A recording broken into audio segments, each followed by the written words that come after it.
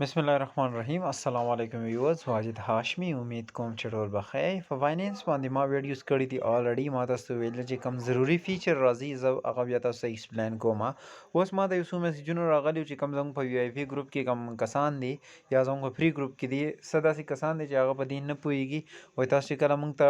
سیګنل راولېږئ نو هغه موږ مطلب پراپر یعنی موږ پراپر ریډ کولی نه شو چې د دې څه مطلب دی ټیک ده نو هغه به زه نن تاسو ته دا مطلب ایکسپلین کوم چې دا تاسو مطلب تاسو سیګنل درشي نو به تاسو څنګه یوټیلایز کوئ څنګه به یې لګوئ ګورئ د یولني سیګنل ته ګوره وی ایف زموږ ګروپ ته دې ته ګورئ په دې کې دا لیکلي که نه وایي ډي واي ډي ایکس یو کاین دی په یو ایس ډي ټي کې صحیح ده ډي واي ډي ایکس په یو ایس ډي ټي کې یو کاین دی هغه لانګ والی د لانګ مطلب دا دی چې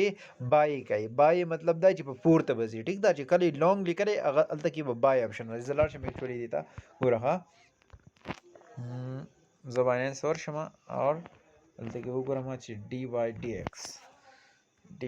ډي ایکس صحیح شو نو د لانګ دلته ګور دا بای نه دی چې لانګ تاسو کله هم راغلی هغه به تاسو کوئ مطلب دا بای کوئ به وایي به چې دې پرایس په بره ځي ګوره چې دی اوس څه وایي دی وایي تاسو والی صحیح ده څه شو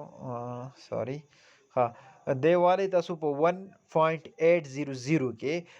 د دې نه والا د 1.72 د دې په دې منځ کې وی والی او دی په بره به ځي ټیک ده چې په بره ځي نو د دې پرایس په کم ځای ته ځي دی به ځي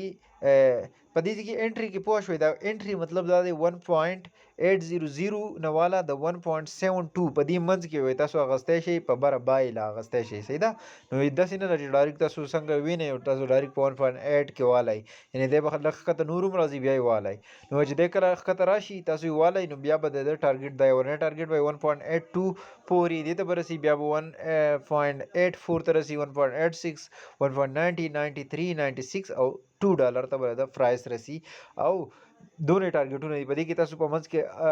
اني ټایم تاسو ختمولی شئ ټیک ده ښه اوس بله خبره راغله لاندې سټاپ لاس والا وایي سټاپ لاس چې دی دې ته سیټ کوي په 1.7 کې چې 1.7 ته دی راغی مطلب نو د دې نه پس که دی په ښکته راکوزېدو نور نقصان به تاسو نه کوئ به دغه ځای کې به یې ختموئ ټیک ده یعنې بیا به دی ډېر راکوزېږي نو دا د یو طریقه شوه صحیح ده چې کله به ورسره لانګ لیکلی دیو په دې کې کنفیوز دی نو هغې مطلب دا دی چې دا کمبایننس کې دا وګورئ دا بای آپشن دی یعنې تاسو په بای کې هلی ټیک ده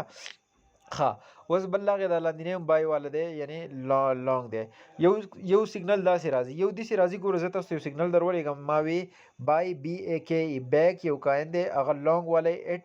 مطلب چې پرایس یې په 0.267 کې او یوز لو لیوریج دویم استعمال کوي دې پسې بیا زه یو میسج وکړم دلته ودرېږه تاسو سره بل خپل وښیم یوز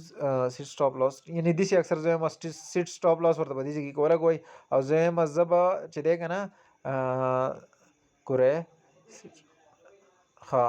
زه به د دې دغه چې دی که نه مطلب د دې ټارګېټ چې دي هغه به زه ستاسو سره وروستو شیر کوم تاسو اوس والی چې څه ټایم درته ما ووایي چې ختم یې کوئ نو په هغه ټایم به یې ختموئ داسې یو بل راځي ګورئ دې ته لږ وګورئ دا چې دی که نه ایکس ټي زیډ په یو ایس ډي ټي کې والی دې سره شارټ لیکل دی شارټ مطلب دا دی چې دی په ښکته راځي نو ګورئ دا چې په ښکته راځي دا دلته یو آپشن دی ګورئ دې ته موږ سیل وایو چې کله شارټ استعمال شوی نو تاسو بیا په سیل کې هلی وایي ایکس ټي زیډ په دغه پرایس کې والی او مطلب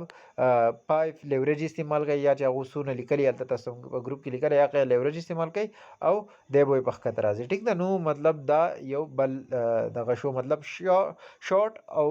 لانګ کې دیو کنفیوز وو نو لانګ د بای دپاره استعمالیږي او شارټ د سیل لپاره استعمالیږي ټیک ده دا ځان ته کلیر کړئ صحیح ده بچ انشاءالله تعالی چې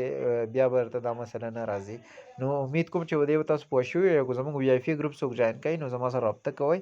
په واتساپ باندې نو انشاءالله تعالی زه به تاسو پای کې اډ کوم او نور به هم تاسو زه په ښه فیچر باندې ګایډ کوم اوس خپل هوسټ واجد هاشمي له اجازت ورکوئ د الله په امان